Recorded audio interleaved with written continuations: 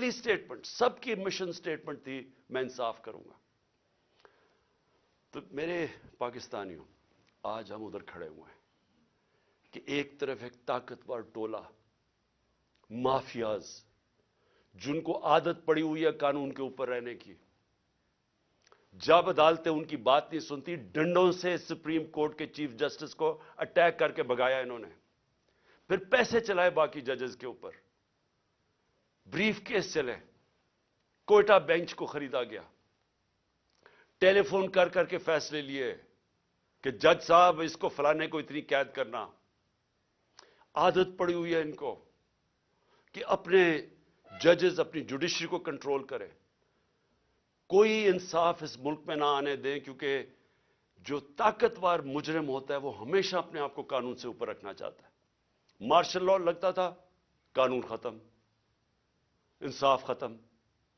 تو آج ہم ادھر کھڑے ہیں کہ اس وقت آئین کی پروٹیکشن کے لیے، اس کی حفاظت کے لیے ساری قوم اب اپنی عدلیہ کی طرف دیکھ رہی ہے، اور جو دوسری طرف ہے سارا جو ٹولہ جمع ہوا ہے سٹیٹس کو کا، مافیاز جنہوں نے اس ملک کو 30 سال سے چوری کر کے لوٹا، پیسہ باہر بھجوایا، اور ان کا ایک مقصد ہے کسی طرح وہ پیسہ بچ جائے، کوئی ایسی چیز نہ ہو جائے کہ ان کا پیسہ خطرے میں آ جائے جو اتنی محنت سے انہوں نے چوری کیا۔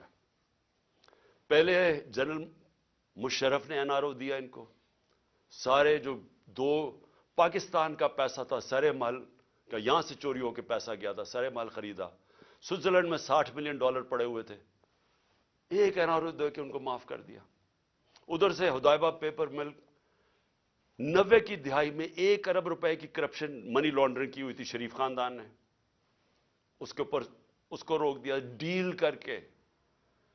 کوئی حکم، کوئی جنرل مشرف یا کسی جنرل کو اختیار ہی نہیں دیا ہوا، کوئی آئین اختیار نہیں دیتا کہ آپ قوم کا پیسہ، کرپشن قوم کا پیسہ ہوتا ہے، گھر میں چوری ہوتی ہے تو میرا پیسہ ہے میں معاف کر دوں، لیکن قوم کی چوری کا پیسہ کوئی معاف نہیں کر سکتا۔ لیکن یہاں ہوا، وہی صاحب اقتدار، وہی مافیاز قانون کے اوپر آ گئے، اور میرے سارے 3 سال لگے رہے کہ جی ہمیں NRO دو، جب وہ بلیک میل کریں کہ جی NRO دو، اور بدقسمتی سے ان کو NRO ملا، جنرل باجوہ نے ان کو NRO دیا، اور اب ان کو مشکل پڑی ہوئی ہے کہ کسی نہ کسی طرح اس NRO کو اب بچایا جائے، اور ان کو خطرہ صرف ایک آدمی سے ہے اور اس کی پارٹی سے، عمران خان اور تحریک انصاف سے۔ ساری کوششیں ہو رہی ہیں کہ کسی طرح عمران خان اقتدار میں نہ آ جائے، اور اگر وہ آ گیا تو ان کا NRO خطرے میں آ جائے گا۔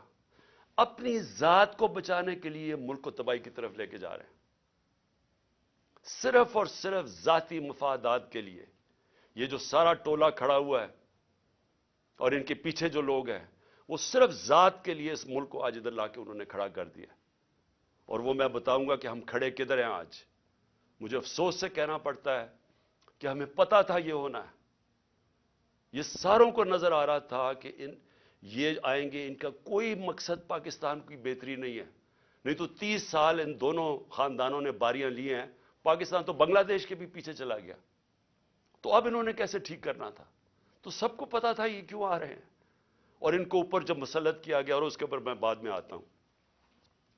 تو میں آج پہلے تو اپنی عدلیہ کو اپنی قوم کی طرف سے خراج تحسین پیش کرتا ہوں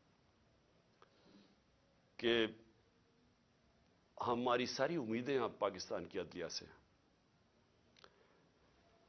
بدقسمتی سے ماضی میں ہماری جو عدلیہ کا رول رہا ہے، مجھے افسوس سے کہنا پڑتا ہے کہ وہ طاقتور کے ساتھ کھڑی ہو جاتی تھی، انہوں نے کمزور کا ساتھ نہیں دیا، انہوں نے ہمیشہ وہ جو نظریہ ضرورت، ڈاکٹرن آف نیسیسٹی، اس کے تحت انہوں نے بدقسمتی سے ہماری جمہوریت کو بھی نقصان پہنچایا، کہ جدھر رول آف لا نہیں ہے، جدھر قانون کی حکمرانی نہیں ہے، وہاں جمہوریت نہیں ہے۔ کوئی یہ نہ سمجھے کہ جدھر جنگل کا قانون ہے وہاں جمہوریت آئے گی، ہو ہی نہیں سکتا۔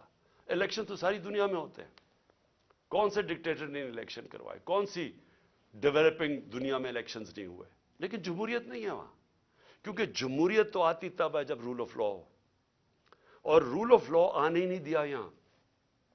मार्शल लॉ लगता था, वैसे ही डॉक्ट्रिन ऑफ नेसेसिटी, नजरिया जरूरत आ जाती थी। और नहीं तो जब ये दो जमातें आई हैं, इन्होंने अपने आप को कानून के ऊपर रखना था, तो इन्होंने भी अदलिया के निज़ाम को चेंज किया। जो डंडे मार के चीफ जस्टिस सजाद अली शाह को उसके अटैक किया सुप्रीम कोर्ट को, वो एक जमहूरी हुकूमत ने किया था, मार्शल लॉ ने नहीं किया। इनको इतना खौफ था आजाद अदलिया से, क्योंकि ये जब चोरी करते हैं तो ये देख ही नहीं सकते कि उस मुल्क की अदलिया आजाद हो जाए, क्योंकि चोरी पकड़ी जाएगी। और वही सजाद अली शाह कर रहे थे, जस्टिस सजाद अली शाह, और इन्होंने उसको अटैक करके हटाया गया, जजेस खरीदे, बगावत करवाई सुप्रीम कोर्ट में, सिर्फ अपनी चोरी बचाने के लिए। और आज भी हम वहां खड़े हैं कि ये पूरा हमारी अदलिया के ऊपर जोर लगा रहे हैं, हर किस्म का अब ये ब्लैकमेल करेंगे, हर किस्म की इनकी एक ही कोशिश होगी कि पाकिस्तान की अदलिया फिर इन ताकतवर का, इन चोरों का साथ दे, और उसके लिए ब्लैकमेल कर रहे हैं। और हर किस्म की, मैं अपनी कौम को कहना चाहता हूं, तैयारी करें आप। इन्होंने हर किस्म का प्रेशर डालना है अदलिया पे, जो इन्होंने माजी में किया, और इन्होंने हर किस्म की कोशिश करनी है कि पाकिस्तान का आइन जो वाज़ेह तरीके से कहता है कि 90 दिन के आगे इलेक्शन नहीं जा सकती, 90 दिन के बाद ये दो केयरटेकर गवर्नमेंट्स, इनके ऊपर वायलेशन होगी आइन की, इनके ऊपर ये बिल्कुल इनका जो 900 के एक दिन के बाद, 90 के एक दिन के बाद, 90 दिनों के बाद, एक दिन के बाद ये हुकूमतें गैर आईनी हो जाएंगी। इनके कोई ऑर्डर्स नहीं सुनने चाहिए किसी भी ब्यूरोक्रेट्स को, किसी पुलिस वाले को, क्योंकि कानून इनको, आइन इनको इजाजत नहीं देता। तो जो इस मुल्क की, मैं कौम को सिर्फ आज सबसे पहले तो ये बताना चाहता हूं कि अपनी अदलिया के साथ हमने खड़े होना है। उनको हमारी जरूरत पड़ेगी, क्योंकि अभी से ही उनके खिलाफ स्टेटमेंट्स आनी शुरू हो गई हैं, उनको प्रेशर डालने की कोशिश की गई है। जबकि आइन वाज़े है, उसके बावजूद ये कहना ये कोशिश कर रहे हैं। और ये जो दो माफिया फैमिलीज इस मुल्क के ऊपर मुसल्लत हुई हैं, ये सारा वक्त इनका ये नहीं कहती, इनको शर्म भी नहीं आती ये कहते हुए, ये असल में ये कहते हैं कि हम कानून से ऊपर है। नवाज शरीफ कहते हैं मेरे से बड़ा जुल्म हुआ है, मुझे निकाला गया। 1.5 साल इसके ऊपर तफ्तीश की गई सुप्रीम कोर्ट, उसके बाद JIT, उसके बाद साबित हुआ इसकी करप्शन का कि 4 लंदन में बड़े बड़े फ्लैट जो पैनमा के इंकशाफ में सामने आए थे, जो किसी हमने नहीं निकाले, इंटरनेशनली इनको अल्लाह की पकड़ थी, इनके फ्लैट सामने आ गए जो हमेशा कहते थे हमारे नहीं, मानने पड़े हमारे हैं, और अदालत में बता ही नहीं सके कि पैसा किधर से आया। तो उसके बाद जब अदालत ने इनके खिलाफ फैसला किया, तो ये नहीं कि अभी तक साबित नहीं कर सके कि किधर से मनी ट्रेल गई इस मुल्क से पैसा ये फ्लैट खरीदने को, एक डॉक्यूमेंट नहीं दे सके साबित करने के लिए। लेकिन वो कह ये रहे हैं कि जुर्रत कैसे पड़ गई किसी के हमारे ऊपर केस करने की, अदालतों को कैसे जुर्रत पड़ गई हमारे खिलाफ फैसला करने की, ये असल में ये कह रहे हैं।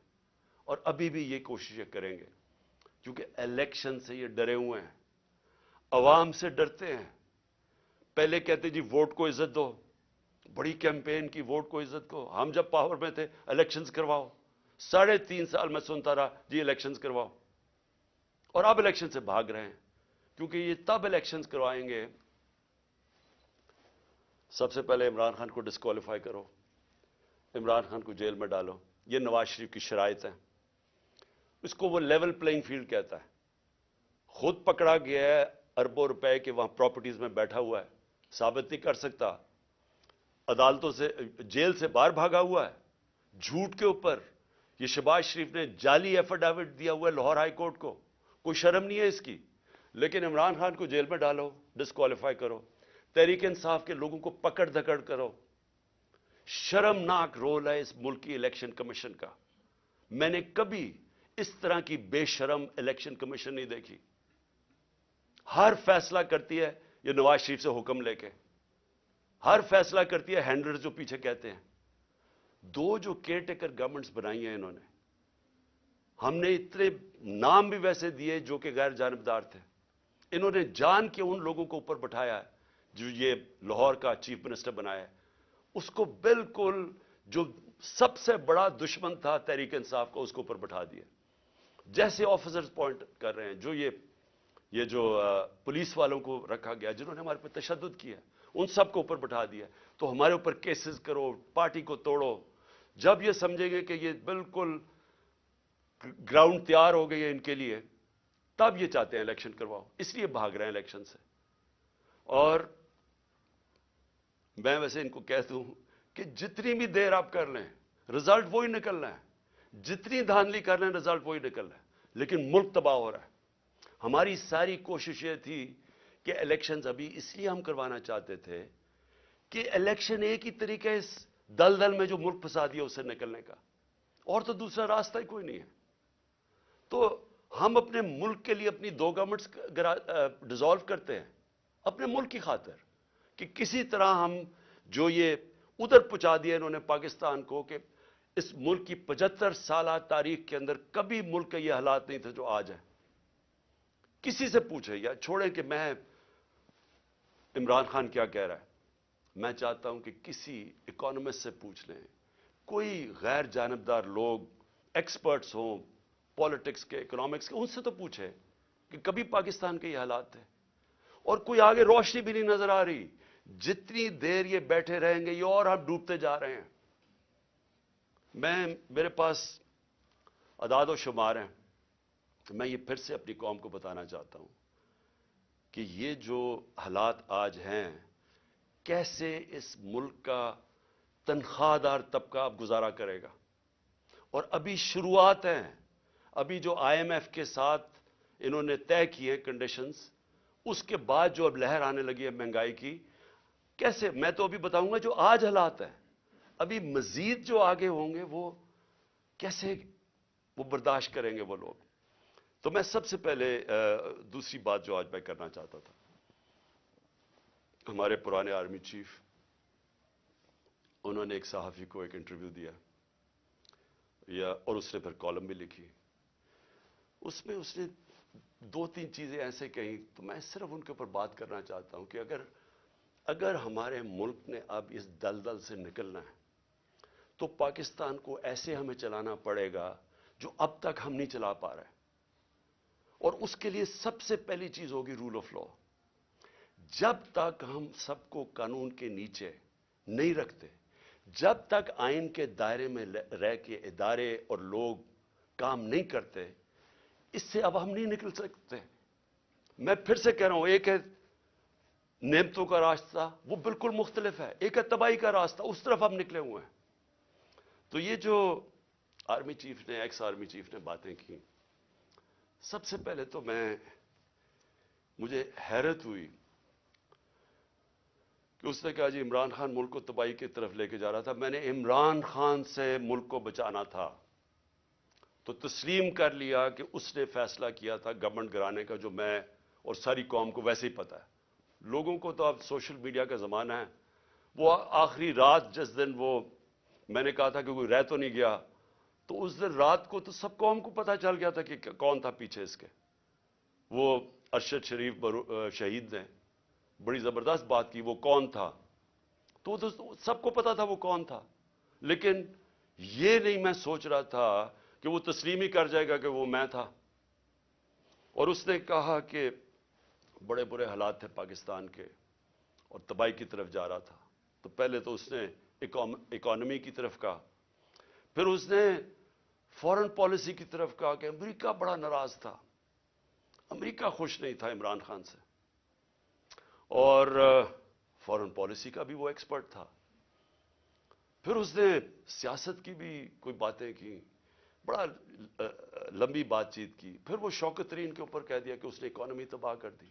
تو اکانومی کا بھی ایکسپرٹ، پالیٹکس کا بھی ایکسپرٹ، فورن پالیسی کا بھی ایکسپرٹ وہ. دیکھیں یہ آگے جو میں اب ملک کو آگے کا سوچ رہا ہوں نا کہ ملک آگے کیسے بڑھے گا.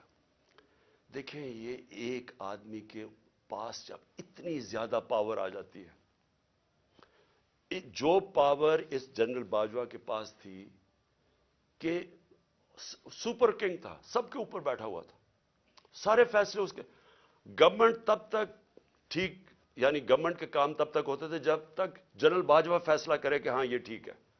لیکن اگر میں عمران خان کہہ رہے کہ اس ملک میں احتساب ہونا چاہیے، جو 30 سال سے ملک کو چوری کر رہے تھے، جن کے پرانے کیسز بنے ہوئے ہیں، سوائے شہباز شریف کے 2 ٹی ٹی کیس اور وہ جو اس کا ایف آئی اے میں مقصود چپڑاسی والا کیس تھا 16 ارب کا، اور ٹی ٹی کا 8 ارب، جو اوپن اینڈ شٹ کیسز تھے، ان کے علاوہ تو سارے پرانے کیسز تھے.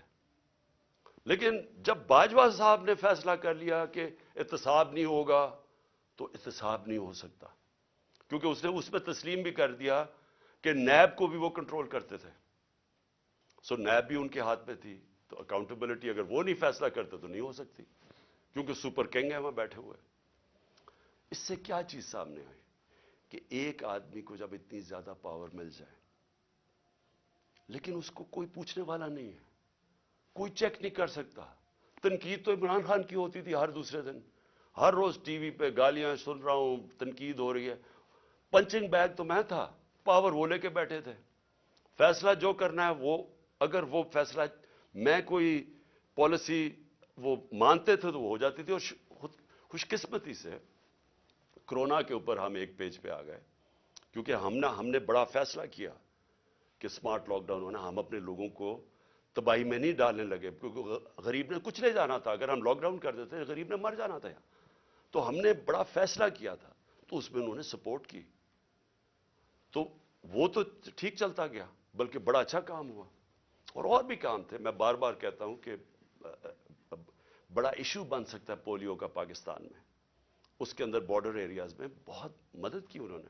پھر ٹڈی کا آ گیا تھا، وہ جو لوکسٹ کا تھا، مدد کی اس میں. لیکن جدھر فیصلہ کیا کہ احتساب نہیں ہونا، اور ان کے فیورٹ شہباز شریف تھا، آپ شہباز شریف کو کچھ نہیں کر سکتے تھے. اس کا جج کبھی آ جاتا تھا، ہم بھی حیران کہ کبھی آج جج بینچ ٹوٹ گیا تو پتہ ہی کچھ ہو گیا ہے، پھر شہباز کی کمر ٹھیک نہیں ہے. اوپن اینڈ شٹ کیس ہم نہیں پکڑ سکے، اور اس کو فیصلہ کیا ہوا تھا کہ پرائم منسٹر بنانا ہے، اور فیصلہ کافی پہلے کا ہو گیا تھا. کہنے کا میرا مقصد یہ ہے کہ آج جدھر پاکستان کھڑا ہے، ذمہ دار تو وہ آدمی ہے جس نے یہ فیصلہ کیا کہ اب گورنمنٹ گرانی ہے، کہ عمران بڑا خطرناک ہے. لیکن قوم آج سارا اس فیصلے کی، قوم جو تباہی ہوئی ہے ملک کے اندر، اب قوم اس کا بوجھ برداشت کر سکتی ہے. تو کوئی پوچھنے والا نہیں ہے، کوئی انکوائری نہیں ہوگی کہ اس نے کس طرح فیصلہ کیا. ہر دنیا کے اندر جب بھی کوئی ذمہ داری لیتا ہے، اسی کے پاس اتھارٹی ہوتی ہے، اور اسی سے پوچھا جاتا ہے، وہ آنسربل ہوتا ہے. لیکن یہ آدمی آنسربل ہی نہیں کسی کا، جو مرضی فیصلہ ٹھیک ہو گیا تو کریڈٹ لے لیا، میں نے یہ کر دیا. جب غلط ہوا تو ذمہ دار عمران خان تھا. اور آج کون ذمہ دار ہے؟ میرا سوال یہ ہے کہ چلتی ہوئی اکانومی کو جو آج اس نے یہاں پہنچایا ہے، اس کا کون ذمہ دار ہے؟ یہ کہتے ہیں نا جی کہ بڑے برے حالات تھے. میں آپ کو آئی ایم ایف فروری 2022 میں، آج سے 1 سال پہلے، پاکستان کی اکانومی کے اوپر وہ کامنٹ کرتے ہیں، سمری بناتے ہیں، ایگزیکٹو سمری. وہ کیا کہتا ہے؟ 4 چیزیں کہتا ہے پاکستان کی. 1 سال پہلے، ہماری حکومت گرانے سے 1.5 مہینہ پہلے، وہ کہتا ہے کہ پاکستان کی اکانومی واز گروئنگ فاسٹ، تیزی سے ہماری دولت میں اضافہ ہو رہا تھا. سسٹینیبل، کہ یہ سسٹین کر سکتی تھی، یعنی یہ ایک ون آف نہیں ہے، یہ کوئی تکا نہیں لگا، یہ سسٹین کرنی تھی، یعنی اسی طرح چلتے رہنا تھا. اور اس میں وہ کیا کہتا ہے، یہ بھی ذرا سنیں. وہ کہتا ہے کہ 7 سالوں کے اندر پاکستان کی جو مڈل کلاس میں اضافہ ہوگا، یعنی جو مڈل کلاس، جن کے حالات بہتر ہوں گے، وہ 6 کروڑ لوگ اوپر جائیں گے، مڈل کلاس بنیں گے پاکستان کی. آئی ایم ایف کہہ رہا ہے. پھر کہتا ہے انکلوسیو. انکلوسیو کا کیا مطلب ہے؟ کہ صرف امیر امیر نہیں ہو رہا، انہوں نے کہا کہ سارا آبادی اس کے اندر شامل تھی. غریبوں کے لیے ہیلتھ کارڈ، لانسٹ جو کہ دنیا کی لیڈنگ میڈیکل جرنل ہے جو کہ ساری دنیا کے ٹاپ ڈاکٹرز وہ جرنل پڑھتے ہیں جس کو لانسٹ کہتے ہیں. لانسٹ پاکستان کے ہیلتھ کارڈ کی تعریف کر رہا تھا, اور وہ تعریف اس لیے کر رہا تھا کہ پہلے تو یہ نچلے طبقے کو پہلی دفعہ ایک انشورنس ملی کہ غریب گھرانہ کسی بھی ہسپتال میں جا کے اپنا 10 لاکھ تک علاج کروا سکتا تھا. یہ انہوں نے لانسٹ لکھتا ہے کہ ہمارے سے بہت امیر ترین ملکوں کے پاس بھی یونیورسل ہیلتھ کوریج نہیں تھی جو پاکستان میں تھی. اور اس کا جو دوسرا کیا پہلو تھا کہ ہمارے جو پرائیویٹ سیکٹر ہے جو دیہاتوں میں نہیں جاتا, جو ہمارے گورنمنٹ ہاسپٹلز ہیں وہاں دیہاتوں میں ڈسٹرکٹ ہاسپٹلز خالی پڑے ہوتے ہیں, ڈاکٹرز نہیں جاتے, نرسز نہیں جاتے, وہاں سارے بیچارے ادھر سے اٹھ کے لوگ آ جاتے ہیں ڈویژنل ہیڈ کوارٹرز یا بڑے شہروں میں. تو پہلی دفعہ پرائیویٹ سیکٹر دیہاتوں میں جا رہا تھا. انہوں نے چھوٹے چھوٹے ہاسپٹلز بنانے شروع کر دیے ہیلتھ کارڈ کی وجہ سے. تو ایک ہیلتھ کوریج کا نیٹ ورک بن رہا تھا پاکستان میں, جو کہ انہوں نے آ کے ختم کیا. اور کیوں کیا؟ کیونکہ وہ مریم کی وہ آڈیو لیکس, اس میں وہ کہتی ہے کہ عمران خان کو فائدہ نہ ہو جائے.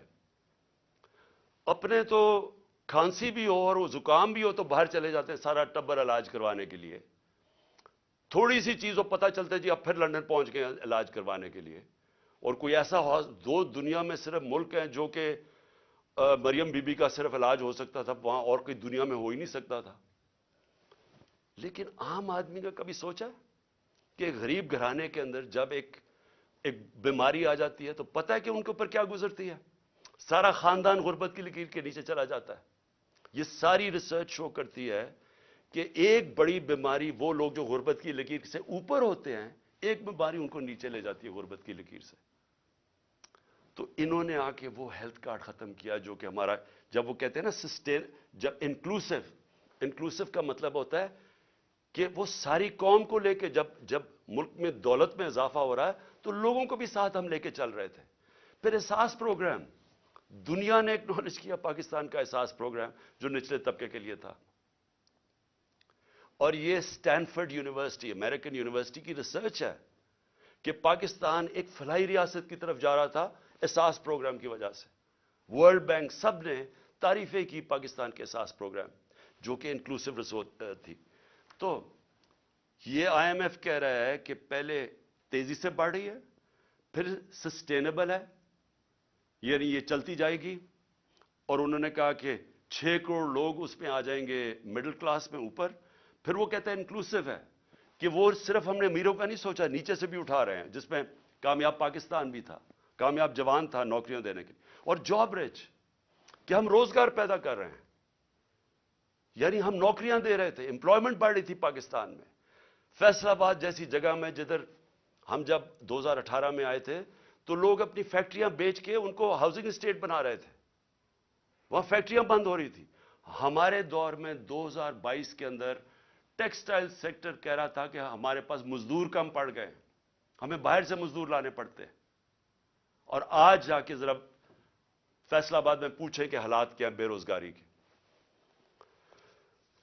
تو میں اب اس کے بعد صرف 2-3 اور چیزیں کہنا چاہتا ہوں, اور میں یہ اس لیے کہنا چاہتا ہوں کہ یہ ملک کو بچا رہے تھے. جنرل باجوہ عمران خان کو ملک سے بچا رہے تھے, تباہی سے بچا رہے تھے. تو یہ ذرا تباہی کا ذرا میں صرف قوم کے سامنے رکھنا چاہتا ہوں کہ 10 مہینے کے اندر کیا ہوا ہے پاکستان میں. جو اس ملک کے اندر مہنگائی ہوئی ہے, انفلیشن ہوئی ہے. اگر آپ کے ایک نچلے طبقے کے خاندان کے پاس اگر 30,000 روپے ان کی آمدنی تھی, اگر 30,000 آمدنی تھی پچھلے سال کی اپریل میں, آج اس کی خریدنے کی کیپیسٹی کہ وہ کتنی چیزیں خرید سکتا ہے وہ رہ گئی ہے 20,000. اور لوگوں کی آمدنی سے 10,000 30,000 میں 10,000 روپیہ غائب ہو گیا مہنگائی کی وجہ سے. اور وہ کیوں ہے میں ذرا پھر سے لوگوں کو بتانا چاہتا ہوں کہ وہ ملک کو جو بچایا جا رہا تھا عمران خان سے, وہ ذرا دیکھیں کہ بچا کے کیا کیا ملک کے ساتھ. اور ابھی آئی ایم ایف کی جو اگریمنٹ ہوئی ہے, یہ مہنگائی ابھی آنی ہے مزید, جو روپیہ گرا ہے اس کی اور مہنگائی آنی ہے. لیکن ابھی تک جو مہنگائی ہے میں صرف اپریل سے اب تک آپ کو بتا دوں. آٹا, بنیادی چیز جو ایک انسان استعمال کرتا ہے, عام آدمی, 1170 रुपया था 20 केजी आटा हमारे दौर पे, आज वो चला गया 2400 पे, दुगना हो गया।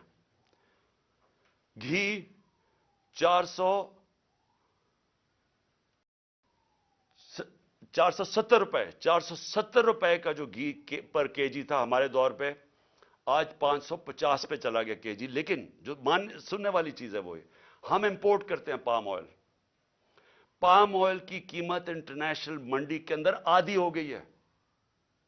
उसका कोई फायदा पाकिस्तानियों को नहीं हुआ, क्योंकि यहां मजीद तकरीबन 100 रुपए और महंगा हो गया केजी पे।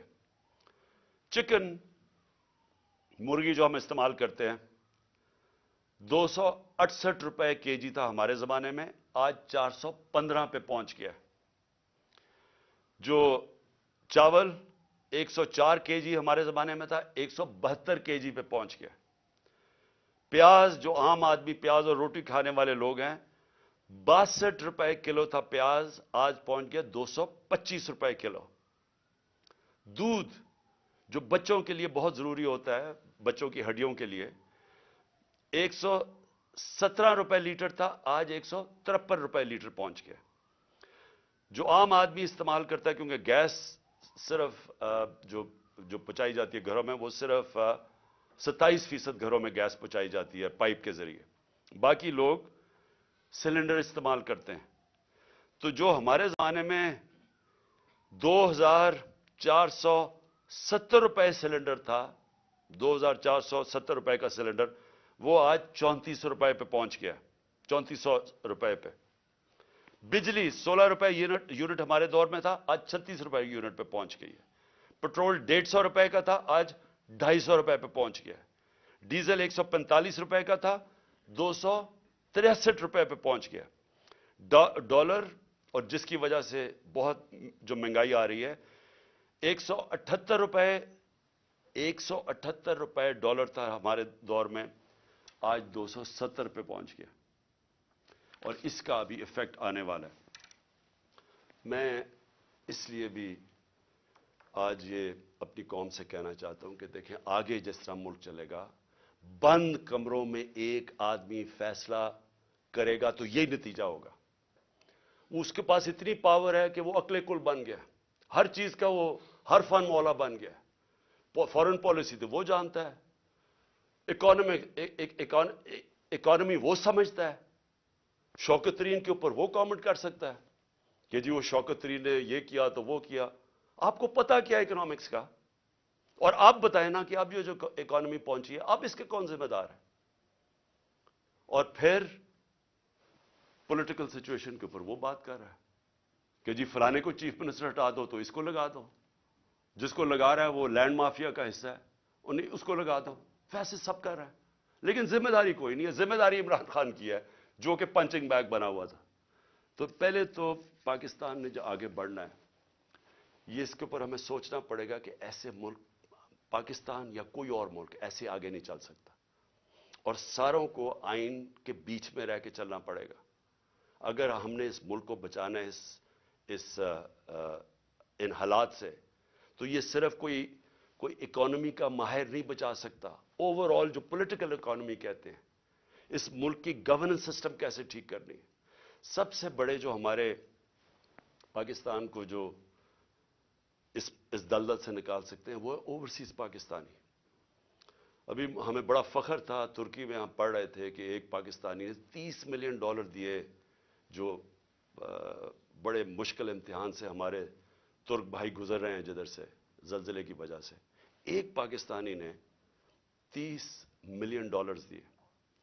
तो सोच लें कि पाकिस्तानी जो बाहर बैठे हुए हैं, उनके पास किस तरह के वसाइल हैं। मैं कई ऐसे पाकिस्तानी जानता हूं। अगर हम मुल्क का यहां माहौल, गवर्नेंस ठीक कर लें, यहां रूल ऑफ लॉ ले आएं, उनको इत्मीनान हो जाए हमारे इंसाफ के निज़ाम पे, कॉन्ट्रैक्ट एनफोर्समेंट, कि अगर वो सरमायाकारी करते हैं तो वो उनका कोई कब्जा नहीं हो जाएगा, उनके घरों पे कब्जा, फ्लैटों पे कब्जा, जिस तरह के प्लॉट्स पे कब्जा होता है, वो इत्मीनान की जरूरत है। और जिस वक्त हमने अपना निज़ाम ठीक कर लिया, वो अपनी इन्वेस्टमेंट लेके आएंगे। इस वक्त सिर्फ रेमिटेंसेस हम लेके आए थे, सरमायाकारी वो नहीं करते पाकिस्तान में वो दुबई चले जाते हैं क्योंकि उनको वहां एतमाद है उनके सिस्टम पे, लेकिन पाकिस्तान से वो वहां नहीं करते क्योंकि एतमाद नहीं है। और एतमाद इसलिए नहीं है कि एक आदमी फैसला करके गवर्नमेंट गिरा देता है, एकदम पॉलिसीज चेंज हो जाती हैं। जिस मुल्क में सर्टेनिटी नहीं है, पॉलिटिकल सर्टेनिटी नहीं है, वो कभी भी उस मुल्क में वो उस तरह की सरमायाकारी और खुशहाली नहीं आ सकती। तो हमने पाकिस्तान को जो निकालना है, उसमें हमने अपनी इकोनॉमी ठीक करने के लिए सबसे पहले अपना गवर्नेंस सिस्टम ठीक करना है। एक सर्टेनिटी लेके आनी है, एक प्रेडिक्टेबिलिटी जो अंग्रेजी में कहते हैं, यानी जो आज सरमायाकारी करे उसे पता तो चले कि मुल्क आगे 5 साल किस तरह जाएगा। उसके लिए सबसे पहला कदम साफ और शफाफ इलेक्शन है। जब तक हम साफ और शफाफ इलेक्शन नहीं करवाते, मुल्क के अंदर इस्तेकाम नहीं आता, जब तक पॉलिटिकल स्टेबिलिटी नहीं आती, इकोनॉमी स्टेबलाइज नहीं करती। और कोई मुझे आज बता दे कि इसके अलावा कोई हल है। हमारा मसला यह है कि हमारा पाला पड़ा हुआ उन लोगों से जो मुल्क का नहीं सोच रहे। इनके पैसे बाहर पड़े हैं, इनकी अरबों डॉलर बाहर पड़े हैं, इनको कोई फिक्र नहीं है कि अगर पाकिस्तान नीचे जाता है तो इनको कोई नुकसान नहीं होता, क्योंकि इनके डॉलर तो ऊपर जा रहे हैं रुपए के मुकाबले में, इनको कोई फर्क नहीं पड़ता। लेकिन जिन पाकिस्तानियों का जीना मरना पाकिस्तान में है, उनको बड़ा फिक्र करनी चाहिए आज कि इस वक्त हम जिधर खड़े हैं, ये हमारे इन पॉलिसीज और इन लोगों ने, माफियाज, अपनी चोरी बचाते बचाते हमें घुटनों पे ये ले आए। हमारे पास अब बार्गेनिंग पावर ही नहीं रह गई, हमारे पास वो ताकत ही नहीं रह गई कि हम कहें कि जी IMF को कहें ये चीज हम मानते हैं, ये नहीं मानते, क्योंकि हम तो बिल्कुल उधर पहुंच गए हैं कि इन्होंने पहले कहा जी हम IMF को ये कर देंगे, हम डॉलर 200 से नीचे ले आएंगे रुपया, और आज किधर पहुंच गए? क्योंकि इनके पास कोई रोड मैप नहीं है। रोड मैप है, वो शुरू होगा साफ और शफाफ इलेक्शन से, जिससे ये लोग भाग रहे हैं और इनके पीछे जो लोग बैठे हैं वो भी अपने मफादात के लिए इससे बच रहे हैं। कौम को मैं आज कहना चाहता हूं कि देखें, ये असल में हकीकी आजादी की हमारी जद्दोजहद है। हम अपने मुल्क को कानून, इंसाफ दे के, फंडामेंटल लोगों को राइट्स दे के, रूल ऑफ लॉ करके आजाद करना चाहते हैं। वो आजादी तो आती है इंसाफ से, और वो तब होगी जब हम सब जद्दोजहद के लिए तैयार हों। मैंने जो जेल भरो तहरीक है उसकी मैं पूरी तैयारी कर रहा हूं, और मुझे खुशी है कि बड़े लोग रजिस्टर कर रहे हैं इसमें। मेरी इंतजार करें, मैं चंद रोजों में ये ऐलान करूंगा, क्योंकि हम ये सिस्टम दो तरह है, तोड़ फोड़ कर दें, सड़कों पर निकल जाएं, इंतशार फैला दें, हम कर सकते हैं। सबसे ज्यादा स्ट्रीट पावर हमारे पास है, लेकिन मुल्क ये बर्दाश्त नहीं कर सकता। इसलिए ये पुरअमन तरीके का एहतजाज है जेल भरो तहरीक। हमें जो सारा वक्त डराते रहते हैं जी आज इसको पकड़ लिया, शौकत तरीन के वारंट निकल गए, कभी वो उस्मान डार के पीछे पड़ गए, जो बोलने वाला उसके पीछे पड़ गए, सहाफियों को डरा रहे हैं, धमका रहे हैं, लोग यहां से बाहर भागे हुए हैं। मोइन पीरजादा वो बाहर भागा हुआ है, वो दूसरा अरशद शरीफ से जो हुआ, जो अभी भी जो स्ट्रेस डालते हैं कि थोड़ी सी इधर से लाइन क्रॉस करके आप ये तनकीद नहीं कर सकते। ये अगर तनकीद होती तो जनरल बाजवा ये जुल्म ना कर सकता पाकिस्तान पे, उसके ऊपर तनकीद ही नहीं अलाउड थी। पंचिंग बैग तो हम बैठे हुए थे, वो जो मर्जी करता, कोई पूछने वाला ही नहीं था। इसलिए इस मुल्क के लिए, हकीकी आजादी के लिए हम सबको जद्दोजहद के लिए अब तैयार रहना पड़ेगा। मैं आज सारे अपने पाकिस्तानियों को आखिर में कह रहा हूं, जो नौजवान ये सोच रहे हैं मुल्क छोड़ के जाने का, आप सबको कह रहा हूं, देखें भागने की कोई जगह नहीं है।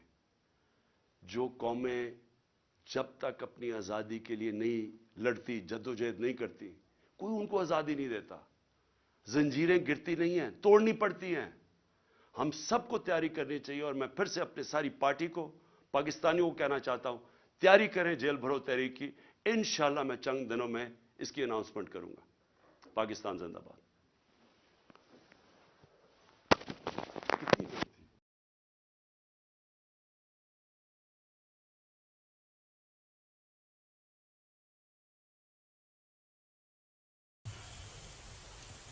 आप सबका यहाँ बहुत बहुत स्वागत। थोड़ा